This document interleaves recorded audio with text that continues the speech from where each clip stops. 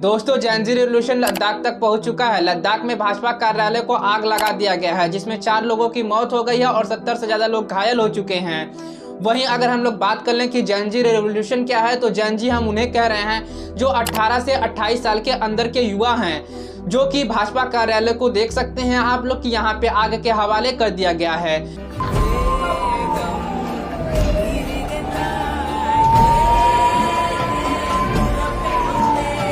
दोस्तों, लेह में बिना सरकार के इजाजत आप जुलूस नहीं निकाल सकते हैं। लद्दाख के लोग भाजपा सरकार से इतना ज्यादा नाराज हैं कि लद्दाख में भाजपा कार्यालय को ही जला दिया, जिसमें बीच बचाव करने पुलिस आई तो पुलिस की जीप को भी उलाटकर उसे भी जला दिया गया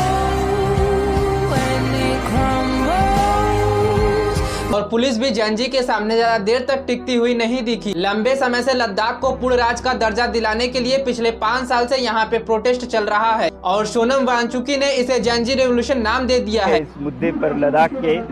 मगर ये युवा पीढ़ी का बड़ा था, एक तरह का जेनजी रेवोल्यूशन जो कि उनको सड़कों पे लाया। कुछ नहीं दोस्तों, वांगचुक पिछले 15 दिनों से भूख हड़ताल पर बैठे हैं, लेकिन कोई भी मीडिया उनके प्रोटेस्ट को नहीं दिखा रही। यहाँ तक कि सरकार भी उनकी बात को सुनने के लिए तैयार नहीं है।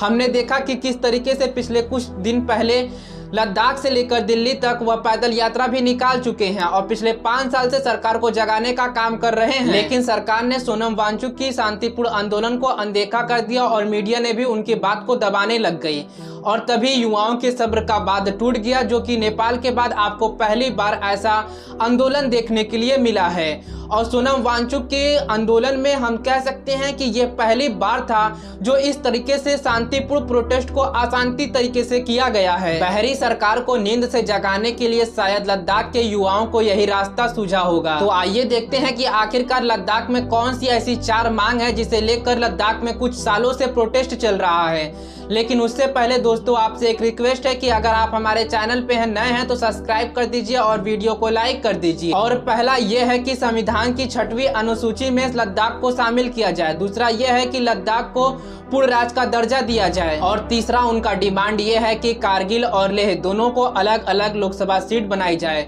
आज के समय में लद्दाख में सिर्फ एक ही लोकसभा सीट है। और चौथा ये है कि सरकारी नौकरियों में स्थानीय लोगों को भी भर्ती किया जाए, जो इस टाइम पे नहीं हो रहा है। तो आइए अब हम लोग जरा समझते हैं कि 6ठी अनुसूची क्या है, जिसके लिए भाजपा कार्यालय ही फूंक डाला गया। दोस्तों, धारा 370 हटने का गाना भाजपा गा रही है, तो फिर आखिरकार लद्दाख के लोग पूर्ण राज्य के दर्जा के लिए क्यों परेशान है? क्यों नहीं भाजपा लद्दाख में विधानसभा चुनाव कराती है? क्या केंद्र शासित राज्य में विधानसभा चुनाव नहीं होता है? पर कितने केंद्र शासित राज्य में तो विधानसभा चुनाव होते हैं। और भाजपा दफ्तर फूकने की मेन वजह क्या है, इस वीडियो में हम सब समझेंगे। लेकिन उससे पहले आपसे एक बार फिर से रिक्वेस्ट है कि वीडियो को लास्ट तक देखिएगा, तो आपको लद्दाख की पूरी कहानी समझ में आ जाएगी। दोस्तों, आपको पता है कि मेन मसला क्या है? लद्दाख 2019 में जम्मू कश्मीर से अलग होकर एक केंद्र शासित प्रदेश बन गया और भाजपा सरकार ने इसका खूब वाहवाही लूटा कि हमने तो धारा 370 हटा दिया। भाजपा ने वादा किया कि लद्दाख को पूर्ण राज्य का दर्जा मिल जाएगा, लेकिन चुनाव पे चुनाव बीतते चले गए और भाजपा ने लद्दाख को एकदम इग्नोर ही कर दिया। दोस्तों, लद्दाख 2019 से पहले जम्मू कश्मीर के 3 क्षेत्रों जम्मू कश्मीर घाटी और लद्दाख में से एक था। ये प्रशासनिक तौर पर लेह जिले और कारगिल जिले में बचा हुआ था, जो जम्मू कश्मीर के विधानसभा और सरकार के अधीन था। और 2019 से पहले जम्मू कश्मीर को धारा 370 और अनुच्छेद 35A के तहत विशेष व्यवस्था मिली हुई थी, जिसके तहत राज्य के पास अपनी विधानसभा, संविधान और कुछ मामले जैसे भूमि और नागरिकता में स्वतंत्र नीतियां बनाने का अधिकार था। यानी कि लद्दाख को श्रीनगर की जो सरकार थी वही हैंडल करती थी। यानी कि 2019 के बाद लद्दाख पूरी तरीके से केंद्र के भाजपा सरकार के अधीन हो गया। यानी कि लद्दाख में विधानसभा चुनाव नहीं होते हैं, सिर्फ और सिर्फ वहाँ पे लोकसभा चुनाव होता है। और ऐसा नहीं है कि सभी केंद्र शासित प्रदेश में विधानसभा चुनाव नहीं होते हैं। कुछ केंद्र शासित प्रदेश है जिसमें विधानसभा चुनाव होते हैं। भारत के 8 में से 3 केंद्र शासित प्रदेश में विधानसभा चुनाव होते हैं। जम्मू कश्मीर केंद्र शासित प्रदेश है, लेकिन वहाँ पे विधानसभा चुनाव होता है। दिल्ली भी केंद्र शासित प्रदेश है, लेकिन वहाँ पर भी विधानसभा चुनाव होता है।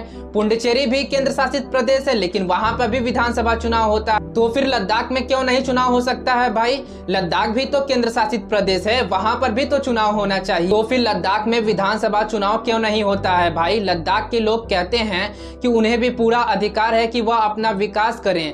लद्दाख के युवा भी पॉलिटिक्स में पार्टिसिपेट कर सकते हैं। विधानसभा होगी तो 100 तरीके के रोजगार होंगे।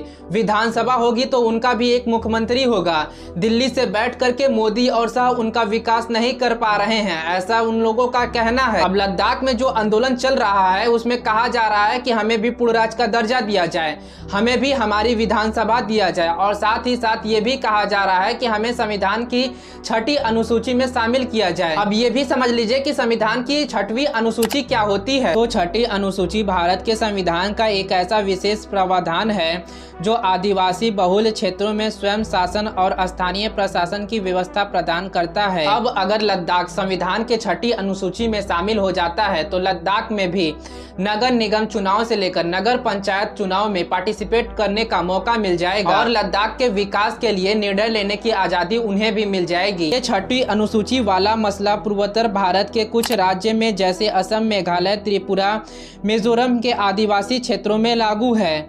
तो कुल मिलाकर के इसका उद्देश्य आदिवासी समुदाय की संस्कृति, भूमि और संसाधनों की रक्षा करना है और उन्हें संविधान का अधिकार देना है। अब आंदोलन को कुचलने वाली सरकार अपने कान में तेल डालकर बैठी है। पिछले दिनों हमने देखा कि सरकार वांचुक किस तरह जा रहे थे दिल्ली तो उनको हिरासत में ले लिया जाता है। भाजपा लद्दाख के भगवान बनने की कोशिश कर रही है जो लद्दाख के लोगों को मंजूर नहीं है। विकास की बड़ी बड़ी बात करने वाली सरकार से लद्दाख के लोग अपने विकास का अधिकार ही तो मांग रहे हैं। लद्दाख की सालों पुरानी लड़ाई में अब जंजी भी कूद पड़े हैं, इसलिए लद्दाख का जो स्वरूप है वो बदल चुका है। लेकिन उन युवाओं से मैं अपील करना चाहूंगा कि हिंसा किसी भी आंदोलन का हिस्सा नहीं हो सकता है। और पिछले दिनों हमने देखा कि इसी हिंसा के कारण किस तरीके से सोनम वांचुक को गिरफ्तार भी कर लिया गया है। तो दोस्तों, हिंसा किसी भी आंदोलन का रूप नहीं हो सकता। हमें उम्मीद है कि हम आपको कम समय में ज्यादा बात समझाने की कोशिश किए हैं। तो वीडियो पसंद आई है तो लाइक तो कर ही दीजिएगा।